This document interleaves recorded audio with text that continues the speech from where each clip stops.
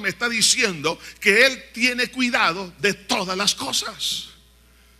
Además, cuando me habla que Él es la cabeza de la iglesia, significa que Él está sobre mi vida. A lo mejor una esposa dice, pero hermano, mire, mi esposo que es la cabeza no funciona. Si no le funciona, la cabeza de Cristo siempre funciona. La iglesia de Cristo no tiene una cabeza humana como representante en esta tierra. La cabeza de la iglesia se llama Jesús de Nazaret. Es lo que dice aquí la palabra de Dios. Él dice, es la cabeza del cuerpo que es la iglesia. Está diciendo que la cabeza es la que nos va a ayudar a guiarnos. La cabeza nos va a dar sabiduría. La cabeza nos va a coordinar. La cabeza nos va a dirigirnos en todas las cosas. Por eso, cuando usted y yo aceptamos el gobierno de Cristo, estoy aceptando que Cristo piense por mí, que Él me dé sabiduría, que Él me dé gracia. Él es que me sustenta. Además dice el versículo 18, la segunda parte, el que es el principio. Oiga, la palabra, esta es una terminología dentro de la cultura griega. ¿Qué significa el principio? La palabra original significa origen o causa activa. Es decir, que Jesús es la causa de todo lo que existe. De Él viene y de Él procede todo. Y la tercera parte de este versículo 18 dice, el primogénito de entre los muertos, para que en todo tenga la preeminencia. El primogénito de los muertos. A través de la Biblia vemos resurrecciones. Por ejemplo, vemos la resurrección de aquel hombre en el Antiguo Testamento, que cuando se le cayó en el funeral, iban a enterrarlo, y comenzó a rodar y cayó donde estaba la sepultura de Eliseo, y aquel hombre resucitó. Vemos otros casos de resurrección en el Antiguo Testamento. En el Nuevo Testamento encontramos, por ejemplo, la hija de Jairo, a la cual el Señor Jesús resucitó. Vemos cómo Jesús resucitó al hijo de la viuda de Naín, resucitó a Lázaro. Pero ellos, todos esos casos, tanto del Antiguo como del Nuevo Testamento, resucitaron con cuerpo igual y como el normal, como el de nosotros. Pero Jesús es el primogénito de los muertos porque Él resucitó con un cuerpo glorificado. En el Antiguo Testamento, cuando se llegaba la fiesta de las primicias, venía alguien traía la primer gavilla de trigo que había madurado. Entonces venía el sacerdote y la levantaba y la mecía, dándole gracias a Dios por la cosecha que ya estaba evidenciada por esa primicia. Cuando la Biblia dice que Jesús es la primicia de los que durmieron en Él, habla del primogénito de la resurrección de los muertos, significa que si Jesús resucitó con un cuerpo glorificado, entonces está anunciando la enorme cosecha de una resurrección de cuerpos glorificados, es decir, de la iglesia a la cual con el cual Él lavó con su sangre, lavó sus pecados. Por eso dice la Biblia, y los muertos en Cristo resucitarán primero, luego nosotros los que vivamos en aquel momento seremos transformados en un abrir y cerrar de ojos. Entonces, cuando habla del primogénito de los muertos, me está hablando que Él me está garantizando que un día este cuerpo, aunque esté en la sepultura, Jesús lo va a levantar en victoria. Entonces, cuando se habla de todas estas virtudes, de estas características de Cristo como cabeza del reino, nos conviene. ¿Sabe por qué? Porque Él es la imagen del Dios invisible. Pregunto, ¿es su esposo, su esposa, su empresa, es la imagen del Dios invisible? No.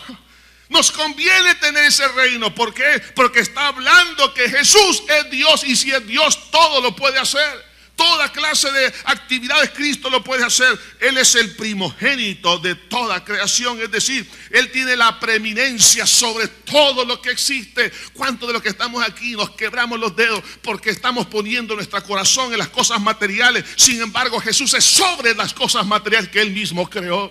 Le hace falta algo. Si todas las cosas que existen vinieron a existencia por causa de su palabra. Hizo las cosas de la nada a través de su poder y su palabra. ¿Cómo cree usted que Dios no puede crear si está sobre toda la creación? ¿Cómo Dios no puede crear un órgano en su cuerpo que le hace falta? ¿Cómo Dios no puede crear salud cuando usted está enfermo? ¿Usted cree que Dios no puede dar vida a los muertos? Claro que sí. Cualquier cosa es posible para el Señor. Él es preexistente.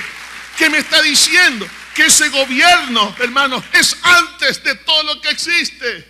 O sea, que todo Dios lo tiene perfectamente planificado. Dios no es un desordenado como nosotros. Él todo lo tiene bajo orden. Pero también me habla que Él es el sustentador. Que lo que Él ha hecho en mi vida, Él lo va a cuidar. Que lo que Él ha comenzado lo va a perfeccionar hasta el día de Jesucristo. Si Dios ha comenzado una obra en nosotros, la va a perfeccionar. Él es el sustentador. Él nos va a dar gracia. Él nos va a dar su poder. Él nos va a dar de su amor. Él nos va a dar de su cuidado. Él nos va a sustentar, como decía la tsunamita: sustentadme con pasas y con manzanas. Él es el quien sustenta nuestra vida, con su palabra, con su misericordia, con la llenura del Espíritu Santo, con el consuelo del Consolador. Todas estas bendiciones están porque estamos bajo el gobierno de Cristo. Él es la cabeza de la iglesia.